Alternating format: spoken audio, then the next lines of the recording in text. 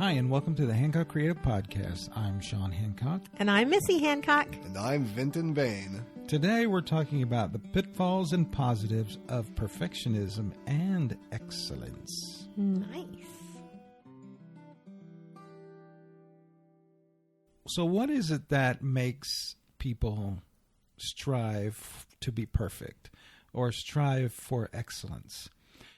Missy and I have been brainstorming this a little bit, and I'm sure there's a lot more to this and a little more in depth than what we're talking about. But we don't got time for that, people. So what we came up with, just, off the top of our heads, was that people are really working towards proving their self-worth or their own value. Like they want to prove to themselves and prove to others that they're worth being here on planet Earth. Yes. And so we try to do the best that we can. We try to excel in everything that we do, or a lot of us do. Some of us have given up a long time ago, but that's their thing. But we're not going to talk too much about personal appearance goals, as in, striving to be a perfect body or attractive person or whatever. But I do have a quote from Audrey Hepburn I think is really neat that I would like to share. And that is, "For beautiful eyes, look for the good in others. For beautiful lips, speak only words of kindness. And for poise, walk with the knowledge that you are never alone." And I really like that last part. If we applied that to our whole life, understanding that we're not alone, understanding that we don't have to try so hard to prove our self-worth, but that we are loved by others and that we do love others, and that we're not alone, that really kind of takes a lot of the load off of our personal striving to prove our love or our self-worth through our performance. Yeah. And so, prove that we're good. I'm good. I'm not bad. I'm good. I mean, I think that's like in its simplest form. It's like we want to be good. We want to be good. And not only do we want to be good, but we want to be the best often. Yeah. And why do we want to be the best? Because that increases our value. Yeah. That increases People will love us worth. more if we're the very best. And I think there is something to be said about the difference between the love, or the accolades, I should say, from family members and friends and the accolades from strangers. If you have accolades from strangers, I think that may seem a little bit more rewarding than the accolades you get from loved ones, because you kind of expect that. And unfortunately, not everybody gets that from their loved ones, but it's almost like people want accolades, or they want to have the cheers of people they don't know, people they want to be a with. Star. Yeah, I think that's why. A lot of times, I think as we go into this pitfalls and positives of perfectionism and excellence, we need to define perfectionism and excellence. Yeah, and so there just a quick definition search on Google was perfectionism, refusal to accept any standard short of perfection, while excellence is the quality of being outstanding or extremely good. So you might look at this whole thing and think, what is the positive of perfectionism? Some people don't. Some people take pride in being perfectionists, but it feels like to me like that the pitfalls of perfectionism are obvious, but they might not be to everyone. And so we will go over those in a little bit. But really the question we want to pose is, what is a positive of perfectionism? And I'm just almost like, I can't think of any, but the truth is, at its core, one of the things that a perfectionist is longing for is to be excellent, to exude excellence in whatever they do. And that's a noble goal. So do you mean like maybe they're confusing the difference between excellence and perfection? Yes. So excellence is the quality of being outstanding, of being extremely good, of being good. And that's not quite even the definition that I would have imagined it to be, because it's like, to be extremely good. Oh yeah, that's achievable. Yeah. I almost feel like excellence is one of those pie in the sky sort of goals that you can't really attain. Yeah. And you're just always trying to reach it, but you can't reach it. But that's not really true. You can be excellent by being really good at what you do. I think it's perfectionism that makes someone believe that excellence is unattainable because they're always striving for it to be perfect, and that's going to be excellent. And it's like, you ain't ever going to get it perfect. That's just how it is. And although I wasn't going to add this, but I do find it remarkably amusing that, isn't it the Amish that will add in flaws in their quilts? Have you heard that, Vinton? I have heard that before, yeah. And it always cracked me up because it's like, is it a flaw if you're adding it in? Sounds purposeful. If you did it on purpose. It's like, because really I am perfect, and so I'm going to add this flaw to show that I am lower than God. And so I think that's funny. But how would they feel if they put in a flaw and then they screwed up later, so then they had 2 flaws? I know. What are you going to do with that? Freak them out? I think I would just assume that I've got flaws. However, we know nothing about the Amish community, so if you're an Amish person going, they are totally jacked that up. They might be. I don't know. Probably not. But anyway, so don't take our vast knowledge on Amishism as something to count on. So it is good to strive for excellence, but not at the expense of our well-being. And I think that's the point that we really want to make here, is that it's good to push yourself to become really good at what you do, become even the best that you can be at what you do. It's kind of, I don't think that you can legitimately say that you're the best at anything. I mean, there are a few things where it's so regulated, like if you were an Olympian, then you probably are the best at that time at whatever in it is this you moment did. in time. You were the best. For you to be the best illustrator, that's you're probably never going to get a result because you'll never really know. And so much of that is in the eye of the beholder. Beauty is in the eye of the beholder or whatever. But anyway, so we want to make the point that it's good to strive for excellence. It's good to be as perfect as you can be, but not at the expense of your personal well-being. So if you are in your career, you're excellent, or you're perfect in your career, but your family life sucks, you're going home to a dysfunctional family, or your marriage is broken, then you have not really achieved excellence.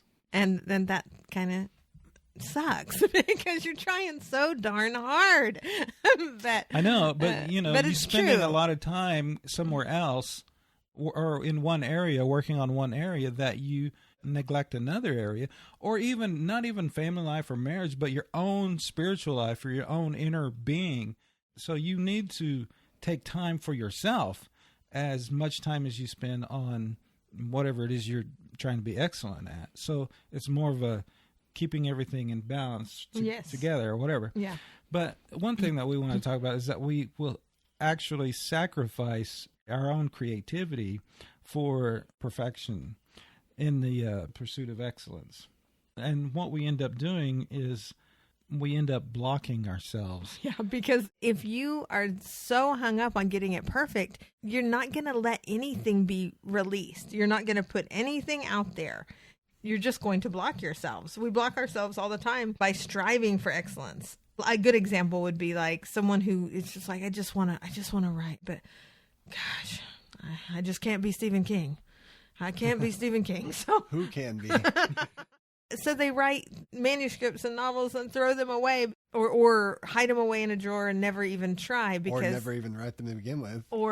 That's the bigger. Wasn't one of his manuscripts pulled out of the trash? Yes, his wife Carrie was. His first big novel was. Well, his first big success, financial success, and he threw it away and said, "It's garbage." And his wife pulled it out and said, "Hey, why don't you take another look at this one?" And that's what made him really big and famous, because before that he'd only written short stories to different publications. He'd never published a novel. That's so funny. And so, see, perfectionism, I mean, it's like we can be so self-loathing. We can have so little mercy and grace for ourselves. And it's like you have to move beyond that to be a prolific, creative being, to be even a active, creative being. Not even going to prolificness, but just to be someone who actually does make art and does create things. You have to just accept that you are not the best, and you are never going to be the best, probably, but you can be your best, and you can still make the world really awesome and great by making what you make. I was thinking about like The Simpsons, and it's like the early Simpsons drawings are so rough and unpolished, and it's like if he had stopped there and been like, I really need Homer to be perfect before I can move forward on this, he probably would have never done it. But I think few of us are going to argue that as a humorous animated program, I think that its track record shows that it was pretty excellent. I mean, it lasted forever. Is it still on? Yeah, still going strong. Yeah, see? I mean, that says it right there. It is like, if it has that much of a following, that much love, then something's going very, very right. On that note, I have a quote I would like to share from Anne Lamott. Ooh, I love her. She's my fave. From her book, Bird by Bird. Mm-hmm. She says, perfectionism is the voice of the oppressor, the enemy of the people. It will keep you cramped and insane your whole life, and it is the main obstacle between you and a shitty first draft. I think perfectionism is based on the obsessive belief that if you run carefully enough, hitting each stepping stone just right, you won't have to die. The truth is that you will die anyway, and that a lot of people who aren't even looking at their feet are going to do a whole lot better than you and have a lot more fun while they're doing it. I love that. I love that so much. Oh my gosh. I'm so glad you brought that up. I can't believe I didn't pull that quote out, because that Bird by Bird, if you haven't read it, it doesn't matter if you're a writer, what kind of artist you are. It's specifically written for writers, but I think every artist can benefit from that book. It's just so true and so honest and so blunt and things like that all the time. And it's like, if you don't get the shitty first draft out, people, you're sure not going to ever have the perfected novel.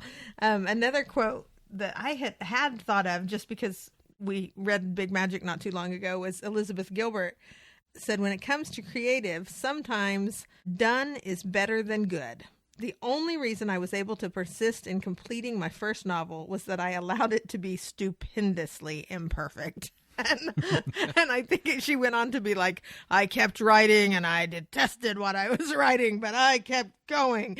And I think that that's to be honored, just pushing yourself, and know that most of us really are our own worst critic. Some people, that's not true. But regardless, if you're someone who happens to be one of the rare few who have grace for yourself and think, wow, I'm so good, and you're only mediocre, well, yay for you. At least you don't live with your head miserable and feeling crappy about yourself all the time. Yeah. In this world of Twitter, you can oftentimes talk to famous people who have succeeded in their arts and the things they've done. And I've actually asked people I've known, or not known, but that I've admired as artists, how they've gotten to where they are, like, just like a quick, in a tweet. Yeah. What can I do? In 142 characters or less. And they always say the same thing, which is keep drawing or keep writing. Yeah. It's like, you have to do it. No matter how much you think it sucks, no matter how much you hate what you're doing, like you hate what comes out, keep doing it, push through that. Yeah. And you just keep doing it over and over again. And eventually you'll love what you're creating, and you'll create things that other people are going to love, and you'll be successful in it. But you have to push through that. You have to put the crap out on the paper before it becomes good. Yeah. Absolutely. That's great. Absolutely. Yeah, I'd mentioned that, the old saying, beauty is in the eye of the beholder. I personally think that that's the same with what's perfect and what's excellent is it's different for every person. Yeah. And so it's relative. Yeah, it's relative. So like what I think is perfect is not necessarily what someone else thinks is perfect, you know? And so one of the things that I think is really, I don't know that this has anything to do with what we're talking about, but it's a little bit frustrating to me is that when you have, suburban towns or suburban areas or whatever, they will tear down the ugly buildings and build up some new building, and it doesn't even have to be buildings. You mean an old ugly? From their perspective, ugly. It's ugly, but it's usually just old or whatever. And sometimes they're not ugly from another person's perspective, but it doesn't fit into what they think is attractive or whatever. Which unfortunately in Oklahoma might mean a steel building. But no, we Yeah, won't and go so there. they'll tear down an old cool brick building and build up a metal building or something that has a styrofoam facade. I don't know. You know what I mean? This Yeah. happens all the time. But it just happens to be newer and look better, and on the inside it's clean or whatever. Yet those same people will travel the globe and go to China or India or Europe or someplace where there's old decrepit buildings, and they'll think, oh, this is so beautiful, it's so quaint, and blah, blah, blah. And it's just like, then they'll go back to their, metal building or something. And it's like, well, you thought that the old buildings on the other side of the world were beautiful. But over here, you tear down an old building, Yeah. So I don't know. I find that really frustrating, but it's in this pursuit of excellence and perfection. is Yeah, what the it pursuit is. of perfection, really. Yeah, Eddie Izzard had a quote from one of his comedian stand-up performances, which was, "You all in America think we all live in castles over there, and we do. You folks tear your history down, man. Yeah. We have castles coming out our bums." It is true. Yeah. I mean, and I really think that we need to take a second look at that. But I would like to say that the status quo is not perfection, Oh, yes. because a lot of people think if my house or my yard or whatever looks the same as my neighbor's, then I have achieved, perfection, or I've achieved it. Or if I'm wearing the same clothes that someone, if I'm wearing this brand, Well, or it's whatever, not even excellence, quite frankly. I You've mean, achieved mediocrity. Exactly. Congratulations. Exactly. That's what it is. It's status but quo a lot of is people believe mediocrity. that is perfection, and that's not. It's not perfection, and it's certainly not excellence. The best excellence in that scenario is, what is it that I cherish inside me? What makes me happy, and Yeah. how can I bring that out in the most excellent way? Yeah. And so maybe my front yard has, cherubs and park benches and an herb garden or whatever, some Zen thing or whatever. Or there's this special kind of grass, and I should have looked it up, but I didn't think of it until this moment. And it looks like clouds. It's like some kind of maybe Japanese grass or something, but it looks like grass clouds all over your yard, and it's a ground cover. And if I ever have to have a yard again, we're going to do something like that, because I don't want to mow another Let me blade tell in you, my though, life. your neighbors will hate you, Yes. depending on where you live, of course. If you live in suburbia, your neighbors will hate you, and the city might get on you and all this, Oh, because yeah. you're not at that level that everyone else. Yeah, we have friends who've gotten just shooed out and had to go through all sorts of rigmarole because they tried to plant a garden, a vegetable garden in their front yard. And because that seems perfectly reasonable. They were going to grow their food there. And it's Good, like and it's what it should the be for. neighborhood said that wasn't sightly. But, Yeah. You mentioned trying to keep up with the neighbors. What's that old saying? Keeping up with the Joneses. Yeah. It's not enough to keep up with the Joneses. It's also not enough to surpass the Joneses and destroy them. What you need to do is do something that inspires and encourages the Joneses to then try to do better than you and encourage and inspire you. And then we're all fighting to do better for each other. And in the end, we're all creating something beautiful. Exactly. And different from each other, because we all have our own offerings to make. Right. Yeah, so when we're pursuing our own personal excellence, then we need to consider what that is and how it is that I express that personal excellence, and then do the best that I can do to achieve that and make it as perfect as I can, but not at sacrificing my own well-being. And I think that, the Japanese are really known for their pursuit of perfection. And a lot of people admire that. And I think there is a lot of it to be admired. However, their suicide rate is not. The suicide rate is outrageous in Japan, especially for students. And they just can't, in their minds, achieve that level that is expected of them. Yeah. It has gotten to a point where it's horrific. Yeah, kids are standing up in the classroom and jumping out a Just window. jump- It's like just terrible. But there's also another belief that the Japanese have, and not them exclusively, but which is to have balance. And so I think that's probably what we really are looking for, is to have balance in our life, where we're in our careers and in our families and, our home life or career, whatever, is that we are elevating all of it at the same time. We're not focusing exclusively on our artistic discipline, but we're accelerating as a person. Yes. And that would include our abilities as an artist, but it also includes us as spouses, us as friends. parents, friends, and as children of our parents. And so we have to look at all the aspects of our life and raise our level up together. And so it's not going to happen, necessarily as fast maybe as we want, but that I think ultimately is what we want to do, is raise our personal selves up in pursuit of excellence.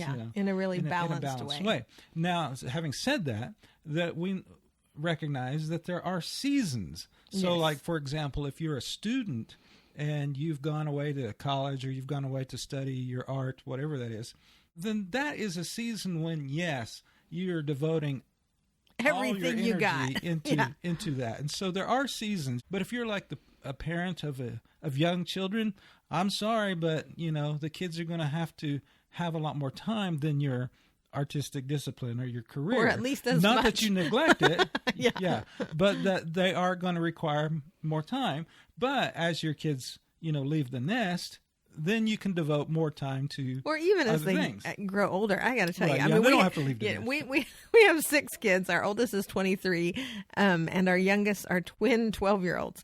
And I remember the moment when everyone, like when kids out of diapers, that's celebratory. But then when everyone is like, oh, everyone can kind of take care of themselves. It's like if I get busy on something and say, oh, I'm sorry, guys, I'm not making dinner, but fix what you want, go for it. And they could do it. Oh, for the love of God, that was a glorious moment in my life. And that happens. And it happens in everyone's lives. And they're better for it if they do have moments where it's like, I think you say to your 7-year-old, I'm pretty confident you can do this. and maybe you have to supervise, take a break from your writing for a second to help with the macaroni and cheese. But, any 7-year-old can make Kraft macaroni and cheese, I'm telling you. And they prefer that. And they feel so darn proud of themselves. So don't abandon your children to hot stoves and stuff and all that, use common sense. But I'm saying it's good for them to feel independent, to feel like they can do some things for themselves. So what I think we're really saying is balance is excellence. And instead of embracing perfectionism, embrace a lifestyle of doing your best, because that's what you can do.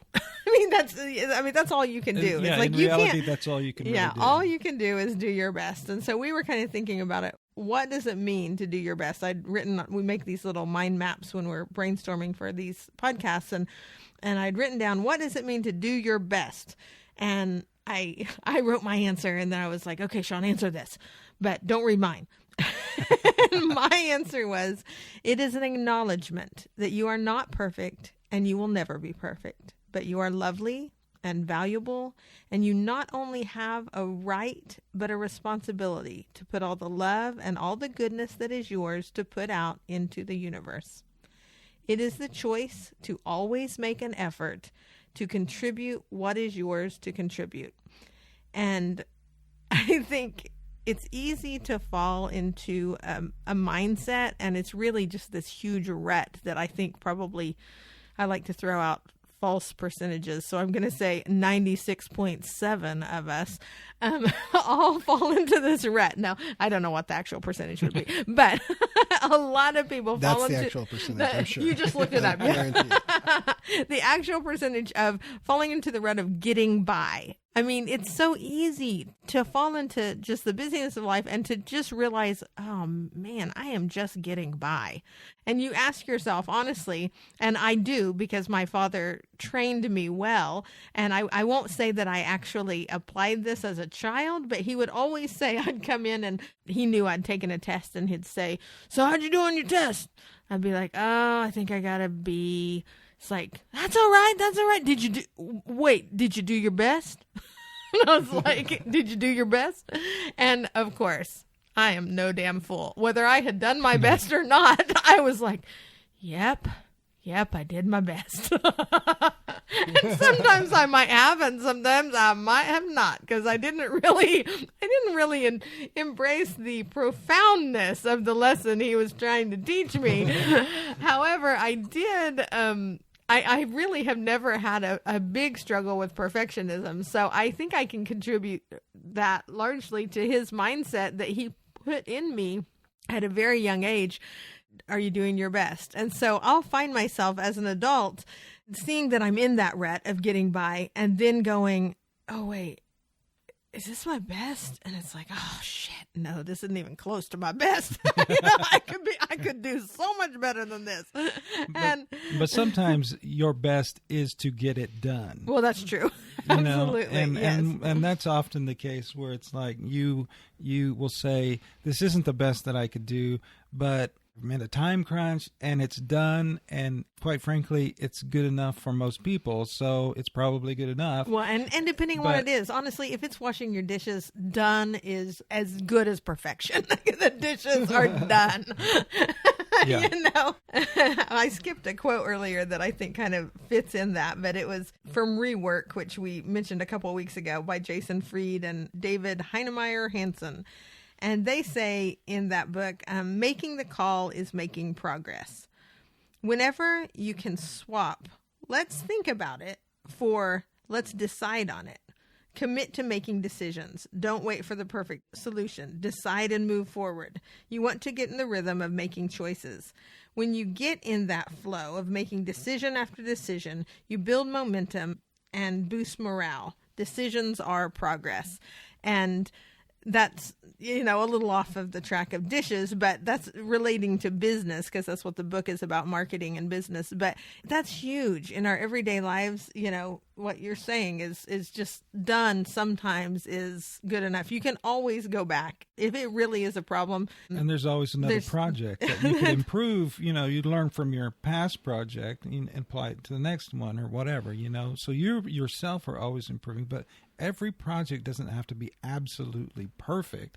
I mean, if you're working for a client, then you need to be sure that the client is pleased with it.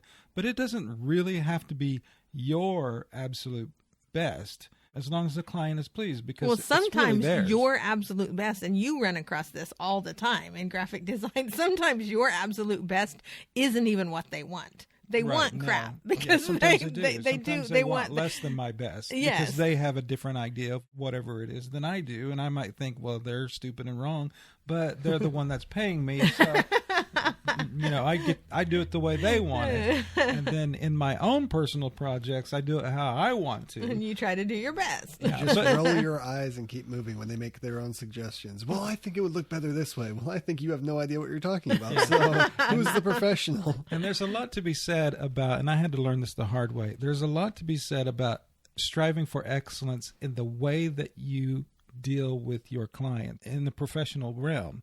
And I, you know, used to have a real attitude if somebody didn't like what I did, and I would kind of be sassy or whatever. I don't know what you say. But you know, I learned that, you know what, this isn't me. This isn't my art. This isn't my project. I'm just doing this for the client. It's the clients. And I tried to express that one time to an artist who was kind of a new graphic designer, talented but new, and I don't think he understood what I was saying. And unfortunately, I think he probably will learn the hard way like I did, which is that, you know, clients don't appreciate your arrogant attitude when they don't like your particular style or whatever it is that you're doing. Ideally, you want to have clients that match you. And meet you in the middle. That's and not say, always you know, going to be the case. And so when that's not the case, you just be courteous and be kind to them, and because do your best they're the to give ones them what that's they want. paying you. Yes. And you can't forget that. That's really important, that the person with the money is, you know, if you're asking them to separate from their money and give it to you, then they deserve a certain amount of respect. And so it takes time to learn that part of our creative world or whatever. Well, I had a moment, really in the last year, where doing your best just clicked into place for me. And it was like, oh my gosh, I told Shawn, I said, you know, my dad would always say, he'd say, are you doing your best? And it like upped my business game with our art business and stuff. And I realized, I was like, wait, I'm not doing my best. And I started analyzing all the areas of my life that I was responsible for. And we have our own personal businesses, and we homeschool, and we have an online shop, and we have a physical shop. and I'm trying to be a writer at the same time. And so there's all these little boxes, and it was like I wasn't doing my best in any of the boxes. I was just getting by in all of the boxes. and I am really like, I like to think of myself as a free spirit, which what that means is I'm flighty. I'm not terribly organized, I flutter, and I wasn't to start with. And then, 6 kids later, I tell you what, if anything will give you attention deficit disorder, it is raising 6 little children, because they constantly, you'll start on one project, you'll be working, and mom, and someone's bleeding, there's snot, something bad's happening. You get distracted. And I used to be so discouraged when most of our children were really small, and Shawn would come home from work, and at that point I was home with them alone. That was my primary objective, was survival. And I would look around, and the house was a freaking disaster area. And I was like, but I've been working all day. And it's because I sucked at the whole like orderliness of it. And I'd work on this for a little bit, and then I'd work on this, and then I'd work on this. And it didn't work that way. Well, as soon as you cleaned something and moved on to something else, that thing that you cleaned was destroyed moments later. But that's from my perspective. But I do know that there's women who have a natural knack for orderliness, who figure out how to make that work, and do manage to do it way better than I did. But the reason I bring that up is because I have established my own little checklist, because I was thinking of all the different ways over the years that I've tried to organize myself. And I realized strict schedules, I'm not doing that. I will immediately rebel against myself if I make myself a schedule. If I'm like, I'm supposed to get up at what time? Oh, hell no, I don't think so. And the next day, the day after I've determined it, I will not obey myself. And so I made the one thing that I'm finding is working, and it's my do your best checklist. And I went through and I looked at health, and it's like, what are the things in my life that I think will bring the best health? And it's like, I need to be taking a turmeric capsule every day. Skin cancer runs in my family. Turmeric's known to like decrease your chances of getting skin. There's all these like little things that I've studied over the years. So I have my little checklist, and I put even those silly little things. Take your turmeric capsule. But here's the deal. I really like making check marks. And so I love checking off the list. And so I have my daily little things I'm supposed to do, and I check them off. And, I flutter in and out of this. It's like, I'll do it for 2 weeks. I won't do it a week. I'll pick it back up and go, oh man, my life's falling apart, and I'll do it again. But it's what is working the best for me. And what it is just me trying to do my best in each area of my life. And that's all you can do. Well, most of the time that sort of stuff is just being disciplined and being consistent, which I'm not very good at that. Well, no, but it really just comes down to consistency. It's like, if you're just consistent, then before you know it, you've raised your level of excellence or whatever. You're doing better, and it's just because you were consistent. Exactly. Yeah. Well, yes, and you're reminded to be. And you make habits out of those things as well. All it takes is doing it over and over again for a short time, and then you just start doing it without even thinking about it a lot of the times. Yeah. I read an essay when I was in high school on how to get things done. It was in one of my school books. I'm probably not going to do it justice or remember exactly what it says, but it was something like, if you make a list, you will always procrastinate the things at the top of the list. So always put the things at the top of the list that may be bigger but can wait. And then put the things that you really want to do at the bottom of the list and say, I have to get through these other things first. And you'll slowly procrastinate all of them and keep doing those other things, going, well, I guess I'll move down to this one, because that's how you naturally want to do lists. That really is true, probably. So if you put the things you really want done at the bottom, you'll keep procrastinating those things at the top that can wait and keep doing the things at the bottom. I never really pushed it and tried it to its fullest extent, but I did once or twice play around with it, and it seemed like it was pretty true. I can see how that could work, because that's what I do. I put the most important stuff at the top, because that's the first thing I think of or whatever. And then you proceed to rebel against yourself. I think that probably would work, So, Shawn, when you had to write down, what does it mean to do your best? What did you write down? Well, I don't know. I put that to always push myself to go to the extreme of my talent.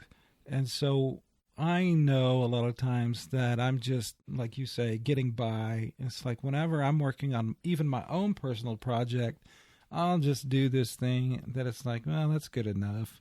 And there's a difference between doing something that's good enough for yourself that you have all the time in the world to work on, and something that is good enough for the client because that's what the client wants or whatever, but might not be your best. But when you're working on your own thing and you're lazy on your own thing, then that's not good. So it's always not good to be push lazy yourself. on theirs either. And you said that. I'm not saying that. Yeah. I'm just saying that a lot of times it's not your best what you give your client. Because they don't even they're want not, your best. What's the best is what they want. Yes. And it's So not necessarily your what best. you want. Sorry. But when you're working on your own project and you're being lazy, then that's just being lazy. Yeah. But to push yourself at the extreme of your own talent, and a lot of times you have to find time to make that happen. And so it's even difficult for me anyway to push myself to the extreme of my talent because I know what I'm capable of, but what I usually crank out is not what I'm best at. It's not my best. Yeah. So I want to push myself to the extreme of my own personal talent and be observant to see where there's mistakes and flaws and improve those things, and yet also appreciate where I'm at. Yeah. Also know how far I've come and know that I have learned a lot of things over time and that have applied myself and I've, like I said earlier, when it comes to clients, I'm way better than I used to be in dealing with clients. And that is an important aspect of, your professional creative life. Yeah. And so I am way better at that than I used to be. And so I appreciate that. And I think it's really good to look back on how far you've come and appreciate yourself for that. Because if you look back and say, I have achieved these things and I'm proud of that, I have increased, I have gotten better, that means that I'm capable of getting better from this point. Yes. So you appreciate where you've come so that you can have the confidence to move forward. Yeah. And so anyway, I always like to think of that you want to be in the middle of always looking for improvement, but always having achieved a lot. So like you will always need a teacher, but at the same time, you can also be a teacher. Yeah. And I think a lot of times when you are a teacher, you are better at recognizing where you are, or better at recognizing how far you've come or how much knowledge you've gained in your studies. Because I find out that when I show people things or I teach, like the girls, sometimes we'll work on perspective or something like that. And I'll be like, I didn't realize I had acquired this much information. Yeah. Because I really get this perspective. Well, I'm just using that as an example, but whatever. Yeah. And it's like I never really thought about how much information I accumulated over time. But then when you start sharing it with people, you realize, oh, I really have come a long way. And, not to boast or whatever, but just to acknowledge where you're at. Yeah. And then you're also looking for someone else to teach you. And there's always so much further that you can go. Right. And no matter how good you are. But I think that's a healthy place to see yourself. Yeah. Not like I'm so far behind or I need, because really you're striving for perfection because you're wanting value, you're wanting self-worth. But if you look at how far you've come, then you get the self-worth. And so striving for perfection isn't necessary, but striving for excellence is more the motivation. Yeah. And so anyway, you also want to be inspired by others and be an inspiration to others. And that might sound a little arrogant, but to be an inspiration to other people. But it's kind of along the same lines as being a teacher. But you want your stuff to be inspiring, and you want to look for inspiration as well. Yeah. I don't know. So saying all that, today we want to make the point that you are valuable. So you don't really have to have done anything amazing. You don't have to be perfect. You don't have to even be excellent. You don't even have to really be striving for excellence, because you innately have value, because you are a being. You're human. You're here, and you have worth. But for a better, more fulfilled life, it is good to strive for excellence. And so that doesn't trip you up, so that you're not like, I gotta be excellent, and falling into perfectionism. Embrace instead a lifestyle of doing your best, because that's all you can do. That reminds me of the movie Meet the Robinsons. Oh, yeah. There's that saying in the movie that the father says, we keep moving forward. And the young boy, the star of the movie, at one point is trying to do something in the house, and he messes it up completely, and it just falls apart. And he just stops, and he's just in utter despair, and he goes, "I'm so sorry. I'm so sorry." And the family's around him, staring at him. And then one by one, they all throw their hands in the air and go, "You failed!" And they're all excited. And then the mother's like, "You learn so much more from failing than you do doing it right." Yeah, absolutely. It's just such a great and beautiful movie. I know we've mentioned it before, but it's just a great idea of it's okay to fail. Just keep going. Just keep doing the thing. Yeah. Just keep moving forward. Yeah. Yes. Yeah, I wish we all had that perspective of failure. Yeah. That's great. And so we just want to encourage you to do your very best, to keep making art, to keep writing and singing and dancing and doing all the glorious things that you do. And talk to us on Twitter at Hancock Creative. You could also follow us on Instagram and Facebook at Hancock Creative Shop. Buy stuff from us on Etsy at www.etsy.com/shop/Hancock Creative Shop. We release companion blogs to these podcasts every Monday at hancockcreativeshop.wordpress.com. And we just want to thank Gabriel Hancock for letting us use his music and Vinton Bain for producing these podcasts. You can hear more of Gabriel's music at gabrielknight, KNIGHT.bandcamp.com, and hear more podcasts at graphocast.com.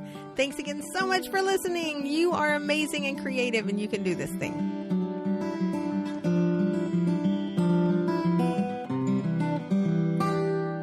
This has been a Graphomania production. If you would like to hear more podcasts, go to graphocast.com, graphocast.com. Follow us on Twitter at Graphocast and like the Graphomania page on Facebook for news and updates.